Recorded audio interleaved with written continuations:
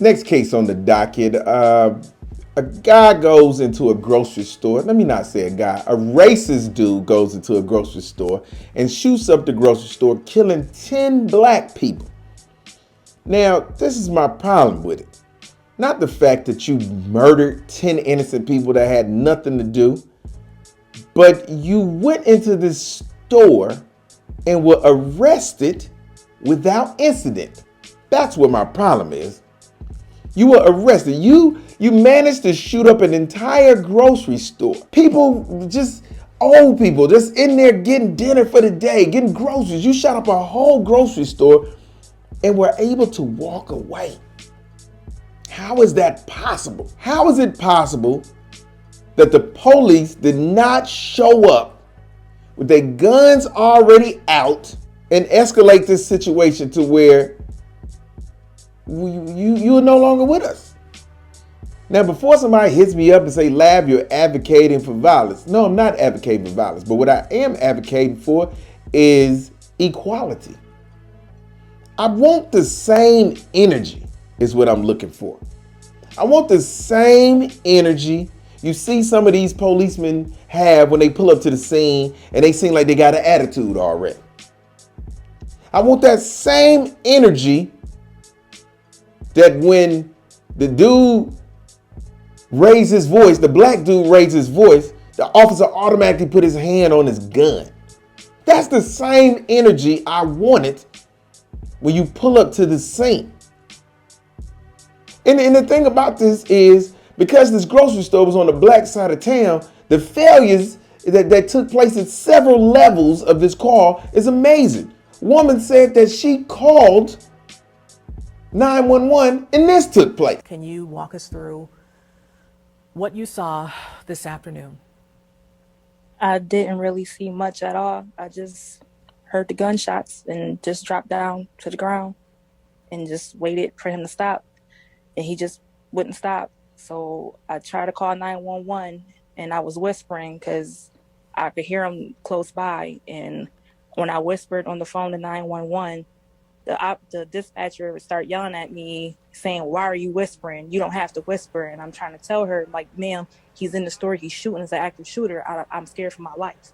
And she said something crazy to me and then she hung up in my face. Are you serious right now? Are you serious? And you know what the thing about it is? I believe her. I believe it happened. Because a lot of them don't feel like what's going on in our communities needs police assistance. Or they feel like, hey, you live in the black neighborhood, so you brought that on yourself and all this type of stuff. So as the 911 operator, for you to have an attitude and hang up on this woman, not only should you be fired, you need to go to jail, because I think you're culpable for some of these deaths.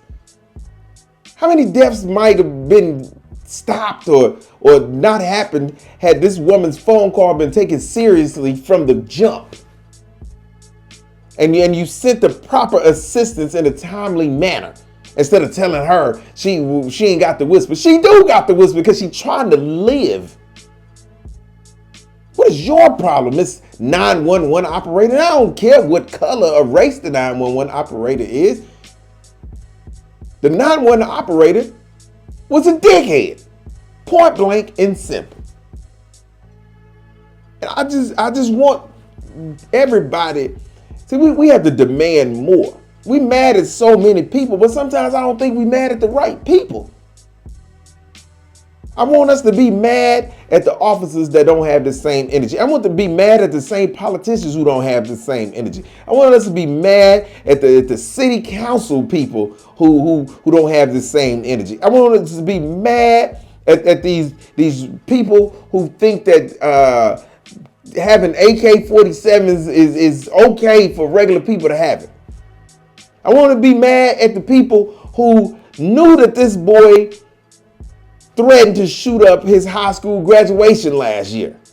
I want us to be mad at them for allowing this boy still to be in a position to go legally purchase this automatic weapon, although he had already threatened to do something like this. There's plenty of people to be mad at, but we ain't mad at them. And I know people, we mad, I'm mad. I don't see the same energy. That's why I say we ain't mad, because we ain't the same energy. But I know what? Some got to change.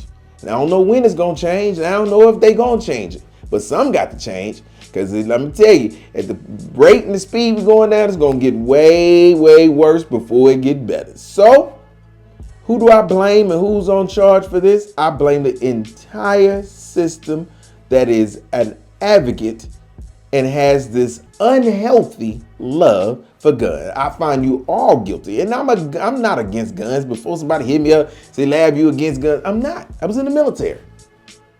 I think it is 100% okay to have a weapon in your house to protect your household. Without a doubt, you should be able to have that. Because somebody run up in your house, I think you should be able to turn their ass into a number 2 pencil. I do.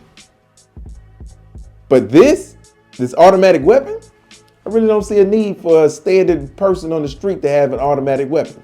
You can feel how you want to feel, but that's the court's decision. So everybody who has an unhealthy love for guns, I find you guilty of being part of the problem and not part of the solution. Next case. Seems that we have no further business with the court. So if that's the last case for the day, we get adjourned.